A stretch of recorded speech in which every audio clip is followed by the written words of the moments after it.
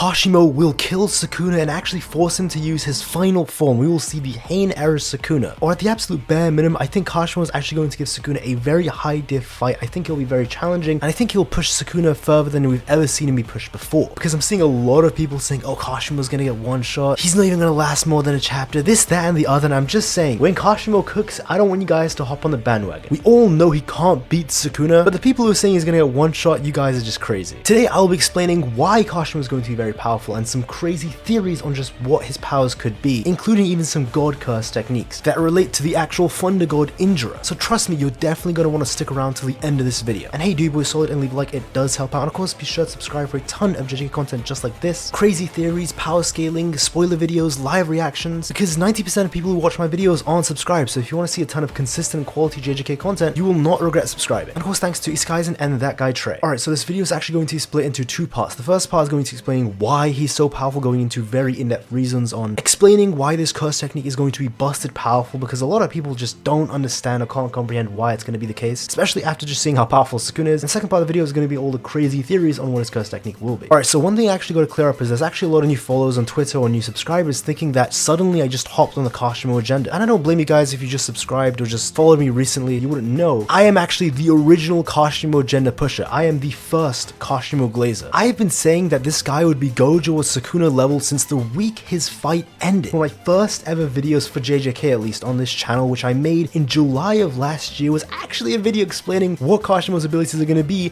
and why it's actually going to be Gojo and Sukuna level. And since then, some of the most popular videos on my channel have been Kashimo hype video, one from 3 months ago and one from 5 months ago, saying that he's going to destroy Sukuna. Obviously not beat him, but he's going to give him a very high dip fight. And actually in January this year, so the start of the year, I made an entire thread on actually why Kashimo has the potential to be very close to Sukuna or Gojo's level. So I just wanted to clear that for all the new people who are saying, oh, why just suddenly hopping on this agenda? Is it because Gojo died? No, Kashimo is the original agenda that I've been on. It's actually amongst the very first agendas this channel has ever had. But hey, if you're someone who's new here, I actually appreciate that. Thank you for sticking around. Hope you've been enjoying the videos. Alright, so let's actually break down why this is going to be so powerful. So as we know, Gege's power system is heavily inspired and influenced from Togashi's Hunter x Hunter's power system, which is something he's actually said himself. This is clear in many ways, but very so in the concept of binding vows, as Hunter x Hunter also utilizes the concepts of contracts and vows quite a lot. As you've seen in both series, these contracts and vows can take your abilities to the next level, but of course it depends on how much you're willing to sacrifice. It also seems like the stronger you are and the more potential you have, the greater reward is for these exchanges. It begs the question now, what if a special grade combatant were to sacrifice their technique or their life for just a one-time attack? Just how strong would this make them for that brief moment? Luckily, we actually have an example for that, being Yuta and Rika during JJK Zero. We saw that it even took someone as inexperienced as Yuta and gave them an extremely powerful blast. So much so that it actually completely overwhelmed the Uzumaki of Geto, where Yuta had no injuries and Geto had half of his body ripped off. And granted, Kenjaku did say if Geto was at 100%, you would have beaten Yuta, but it still goes to show you just what level of power Yuta got. I mean, even so many Uzumakis can actually rip through a special grades defense like Yuki. And the thing is, Yuta's was just one condition. What if you were to place multiple binding vows onto a technique,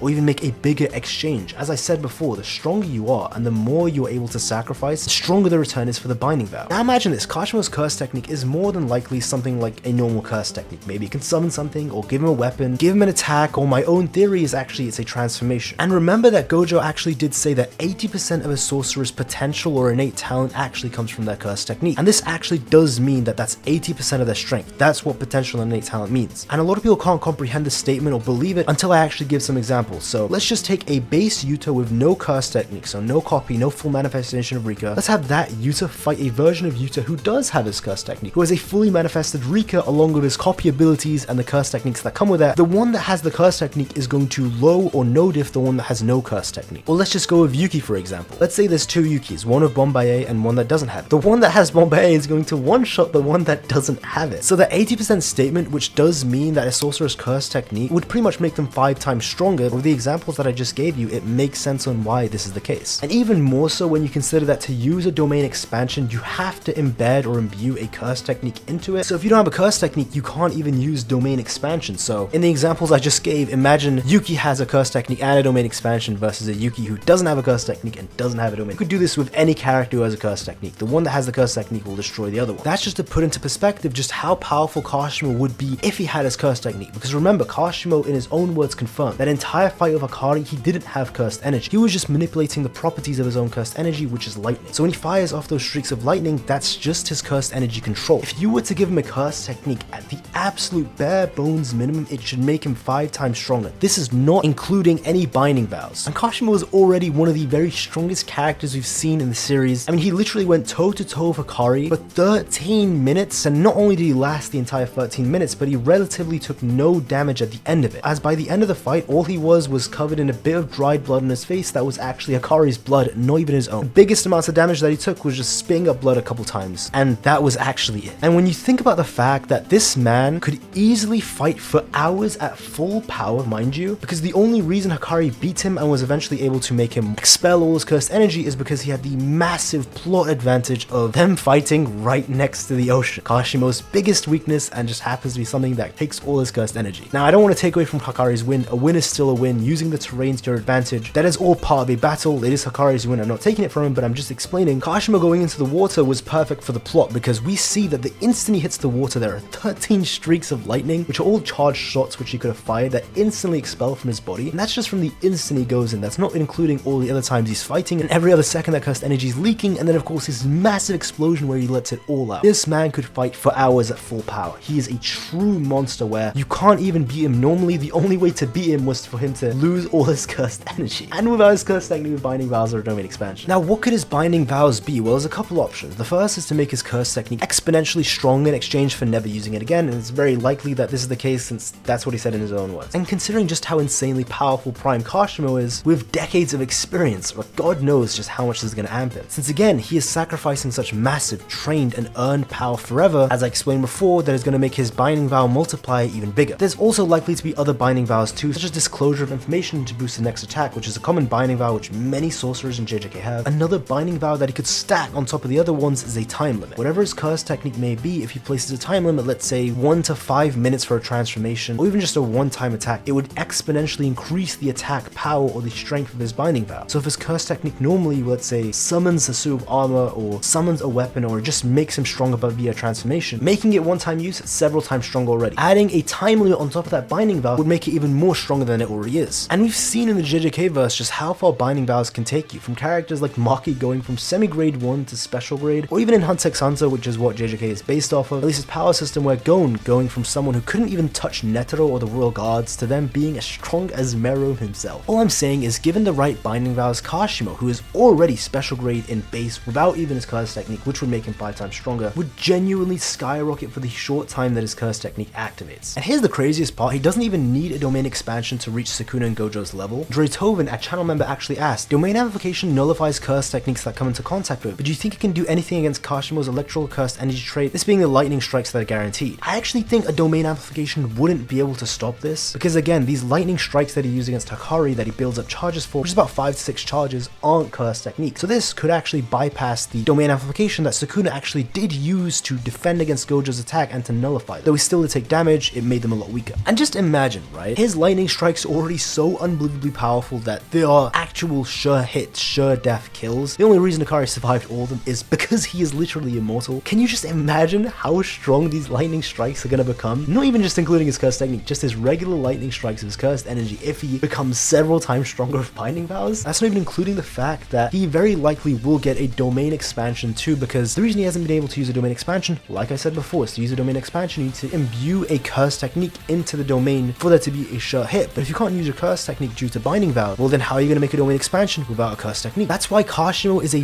very, very rare exception in the series who can't use a domain expansion after reaching a certain level of power. One thing that we've seen that's very consistent throughout the series is that the moment a character reaches a certain level of strength, they just for some reason get access to a domain expansion. I know there's more into domain expansion, it's a very complex process, but unlike reverse curse technique where some of the high tiers don't have it, it seems like every single high tier we've ever seen has a domain expansion, with the only exception being 2 people. Geto, which makes sense since JJK 0 was made before JJK itself was even written, so before the concepts of domain expansions even existed. And of course Kashimo. Kashimo is such a weird outlier, but of course it makes sense since he can't create a domain expansion, since he can't use his curse technique since it's one-time use. And some other channel members are actually roasting Kashimo. Well, Howard Gaming, shout out you, he says Kashimo is getting Jogoed. Tiberius says it'll be 2 chapters at most. And he says Kashimo isn't making it out of 2, 3, 8. And I gotta say guys, I just disagree a lot, you know, I got all my stocks in Kashimo. Again, I am the original Kashimo gender pusher, the first Kashimo glazer on YouTube. And if Kashimo gets one-shot dies or is low diff. You know what? I'm going down to the sink. I am taking that massive L, but I just don't think he will. Again, I think he will lose, but I think he's going to put up a very great fight. And then Shao Iki, who says, I think he'll lose, but he'll do significant damage to Sukuna to the extent where Jujutsu High have a chance. Probably something like this, because right now Sukuna is way too powerful. Even in this nerf state, he would still solo all of Jujutsu High if they came at him. So I think Kashima would just need to nerf him even more, or at the very least make it so that he pushes Sukuna to such an extent that he's forced to use Shrine or use Yorozu's gifts to give the students more information on top of already nerfing Sukuna more. And now it's time to get into all the crazy theories about what Kashima's technique is actually going to be. So now how strong it is, but what is it? Now, there's actually a ton of different things it could be. One of the most basic ideas and one of my original ideas is just going to be a transformation. Let's say akin to Super Saiyan, or more like Killua's Godspeed from Hunter x Hunter. It really could just be a transformation where for a couple minutes he's just going to have all of his stats amped to a holy extent to the point where he can at least now contest with Sukuna. He'll be much stronger, faster, his lightning strikes will be much stronger, and of course the fast one being the big thing. And it's possible at the cost of this transformation, it actually might turn his body into lightning, so his whole body will turn into pure energy, right? Lightning itself, and as he fights, his body is actually dying and fading away. The energy is dissipating. So it's kind of like, yes, I can only fight for 5 minutes and it's a one-time use. The reason being is because when I use this technique, I will die at the end of it. Another idea is that maybe he can summon things. So perhaps he can summon an avatar so he can fight in the avatar, or maybe he can even summon a suit of armor and wear it, you know, some electric armor. That would be very cool. And then the armor would basically be like a transformation, give him a stat boost, because he needs a stat boost to be able to contend with Sukuna's speed and strength. Or maybe he could actually summon Indura's avatar. And I know it sounds so unbelievable, like Indra, a god, how is he going to summon it? At least I'm talking about the avatar, not the god itself. So you've seen that Gege actually does include gods. I mean, Kenjaku had Ganesha, granted not the actual Ganesha, it is a cursed spirit manifestation of the concept or idea of Ganesha that people worship that became a cursed spirit. So Sukuna, we actually see in the cover page of his original form, he has two weapons. He has a big spear, which is the Trishula, and the second spear, which is actually the Vajra. The Vajra being one of Indra's actual weapons. So right then and there, Indra already has a massive role or effect on the series. I mean, Sukuna has one of his weapons. So that's why maybe it's possible that Kashima's curse technique will grant him the weapon of the Vasavi Shakti. And this is one of Indra's other weapons. And the reason I say this is actually from a Google Doc. So this small theory, which is a fantastic theory, actually comes from this Google Doc. I will link it in the description. It goes as such. There's three characters, one named Arjuna, one named Karna, and then one named Gatotkacha. And I'm very sorry if I'm mispronouncing these names. In this story, Sukuna is Arjuna, Gatotkacha is Mahoraga, and Karna is Kashima. Arjuna is the one who actually has the Vajra, and he's spurred by Krishna to kill Karna, another mortal, who is the one that possessed Indra's second strongest weapon, the Vasavi Shakti. This weapon is a weapon of lightning. Though it's important to note that the Vasavi Shakti is actually weaker than the Vajra. The thing is, the Vasavi Shakti has a unique quirk of being able to kill even the gods, at the expense of only being a one-time use.